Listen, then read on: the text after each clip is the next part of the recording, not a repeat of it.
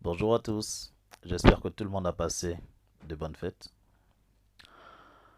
Je tiens juste à dire que nous sommes arrivés dans l'année de la réorganisation de notre pays, permettant bien sûr de resserrer notre lien fraternel et de décider ensemble de l'avenir de la nation, de décider de notre avenir. Et je pense que le choix que nous devons tous faire, c'est celui de l'unicité et de la concorde. Au besoin de faire ma part, car il s'agit de la période du dialogue national, je viens vous partager ceci afin d'y apporter ma modeste contribution. Bon, c'est plus la période du dialogue national, mais c'est la période de notre réforme constitutionnelle. Le président de la République, en accord avec le peuple gabonais, désire un système plus représentatif du choix universel du peuple gabonais et conditionne l'ambition de l'État à favoriser à 100% l'intérêt général. C'est dans cette optique que je viens vous faire sur différents points les propositions suivantes. Tout d'abord, une organisation politique et territoriale. Le Gabon a 9 provinces et donc 9 gouverneurs, ce qui représente déjà une présence physique de la magistrature suprême. Mais force est de constater que les voix des différentes circonscriptions ne le sont pas au sein du Parlement. On l'a vu avec de nombreuses décisions prises à l'Assemblée nationale qui vont littéralement à l'encontre de l'opinion générale. Pour résoudre ce problème, il faudrait d'abord un redécoupage territorial, à savoir redéfinir les sièges et les départements pour une meilleure organisation et permettre que les habitants de chaque siège soient représentés au Parlement. 4 sièges pour 3 députés et un sénateur par province afin de s'enquérir des situations réelles de chaque communauté et afin de grandir la voix de chaque habitant de chaque localité du siège. Cela va déjà réduire l'effectif du Parlement à 27 députés et 9 sénateurs, soit un Parlement composé de 36 membres. Ainsi, l'État fera considérablement des économies. Aussi, une interdiction formelle d'appartenir à un quelconque parti politique quand on désire être membre du Parlement, afin que ce soit le peuple qui parle à travers son Parlement et pas un groupe politique qui s'exprime. Ainsi, nous éviterons les guerres d'influence de partis politiques au sein du Parlement et encouragerons une véritable séparation des pouvoirs. En outre, tout aspirant à être membre du Parlement, titulaire comme suppléant, devra avoir sa résidence principale dans le siège dans lequel il désire être élu, notamment pour être proche de ceux qu'il représente et aussi pour être toujours à l'affût de l'application des différentes lois décidées au sein du Parlement et être l'interlocuteur de la voix du peuple qu'il a élu.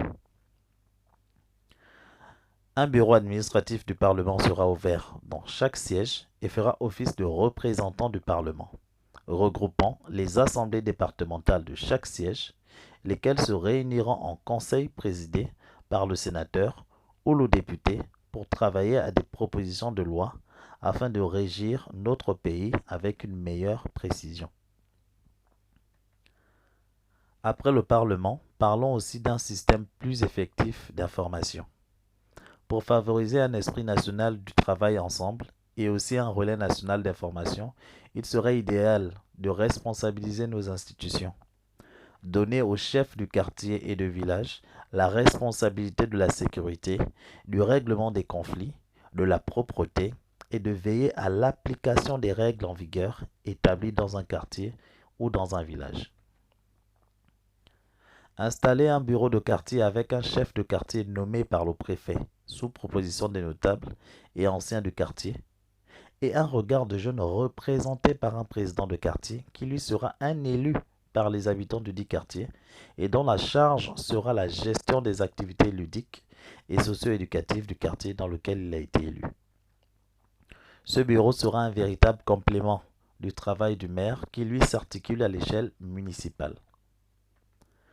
Étant des agents de l'État, le chef de quartier représentant la sagesse de l'ancien et le président du quartier représentant les résidents du quartier, nous aurons le regard de l'ancien et celui du jeune sur tout ce qui se passe dans le quartier. Alors, pour parler salaire, seront-ils rémunérés? Ça semble impossible, mais c'est très simple. C'est très simple. Outre le fait que l'État économise de l'argent dans la diminution considérable des membres du Parlement, Il est possible de mettre en place un système d'étalonnage de l'économie par commune. L'État devra promouvoir et favoriser l'économie de quartier. Je m'explique. Dans chaque quartier, il faudra des épiceries gabonaises vendant des productions gabonaises à des prix fixes et non influencés par les fluctuations du marché. Un marché gabonais traditionnel dans sa forme mais moderne dans sa gestion. Un prêt-à-porter gabonais se ravitaillant chez nos tisserands. Une société gabonaise de transport urbain local pour faire les petites lignes, ce que font aujourd'hui les clandos et les taxibus. Les véhicules et les chauffeurs seront répartis par quartier et verseront les gains journaliers au trésor public de quartier dans lequel ils seront élus, dans lequel ils seront affectés. Autant pour moi. Tous ces commerces verseront une part des gains journaliers pour les chauffeurs et hebdomadaires, pour les autres au trésor public de quartier.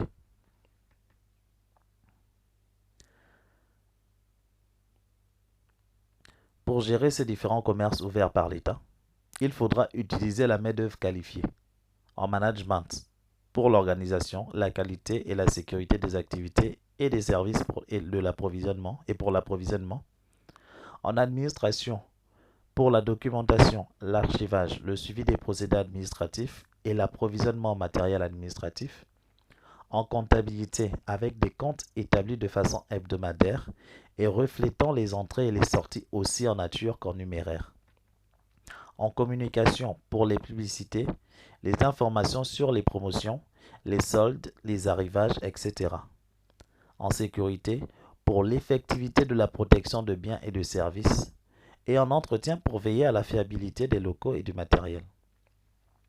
Une commission composée d'inspecteurs nommés par l'État devra être créée pour contrôler la gestion de ces biens et le respect du système. Un inspecteur de l'État sera délégué chaque trimestre et jamais dans le même quartier au cours de l'année pour vérifier les comptes et l'état des locaux, du matériel et des marchandises et fournira un rapport général à la mairie. Les différents revenus, charges et provisions pour investissement déduites seront organisés pour salarier les équipes des bureaux de quartier et de village selon les grilles salariales. L'autre partie devra sera d'une part un revenu municipal et d'autre part une ressource pour contribuer à l'aménagement des quartiers. Ces bureaux seront composés du chef de quartier et du village, nommé d'un commun accord par le préfet et le maire, du président du quartier ou du village, élu par les résidents du quartier ou du village, d'un agent du trésor public en charge de recueillir et d'acter les entrées et les sorties du bureau, de quartier et de village, d'un magistrat pour traiter tout litige de petite envergure et faire appliquer la loi, d'une unité d'agents de force de l'ordre sous tutelle du juge du quartier pour renforcer la sécurité nationale. Les plaintes pourront être formulées directement dans le même quartier et les enquêtes seront plus rapidement menées, mais aussi pour les déclarations d'actes de naissance, l'établissement des cartes d'identité ou d'actes de résidence d'une personne physique ou morale, d'un représentant de la commission électorale du Gabon pour l'organisation des élections du président du quartier et des coopératives des apprenants dans les différents établissements d'enseignement primaire, secondaire et supérieur. Tout commerce autre que ceux de l'État dans un quartier ou dans un village devra payer une taxe mensuelle d'activité au bureau de quartier ou de village qui lui délivrera un reçu qui fera office de légalité pour la continuité mensuelle de son activité commerciale. Enfreindre cette règle pourra donner lieu à une amende jusqu'à fermeture totale de l'activité et saisie de celle-ci jusqu'au paiement intégral de l'amende et des arriérés. Outre les salaires des membres de ces bureaux, chaque quartier et village pourra participer au développement et à son aménagement territorial. Construction d'écoles, de centres médicaux, infirmeries, cliniques, cabinets médicaux, hôpitaux, etc. et d'autres commerces, projets appuyés par la mairie et par le ministère affilié à l'activité ambitionnée. Aussi, cela va faciliter toute élection. Chaque Gabonais sur le territoire déclaré et votant dans son lieu de résidence. Avec les médias nationaux connectés aux médias de quartier qui, après comptage des voix, publieront les résultats sur les sites officiels de quartiers et villages.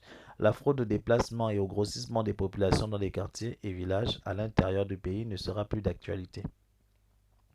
De plus, les recensements seront automatiques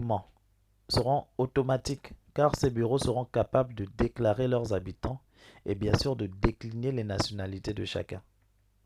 Cette proposition permettra à l'État de faire des économies, de mobiliser les ressources déjà existantes, de répondre de façon proche aux besoins alimentaires des Gabonais, de contrôler les produits mis à disposition de ceux-ci, de lutter contre la vie chère à travers la fixation des prix selon le revenu du Gabonais économiquement faible, de mobiliser tous les résidents d'un quartier ou d'un village à agir en faveur de la salubrité de son milieu de vie, de créer des emplois rémunérés à travers les activités créées par des Gabonais et pour les Gabonais, de récupérer notre système d'approvisionnement alimentaire, de favoriser le travail ensemble.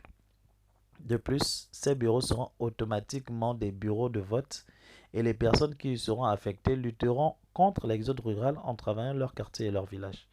Sans pour autant avoir la science infuse, je vous soumets cela et vous demande de l'armer et de le bonifier et de l'appliquer. Qu'en pensez-vous? Je peux ajouter aussi qu'on a besoin d'un nouveau corps armé.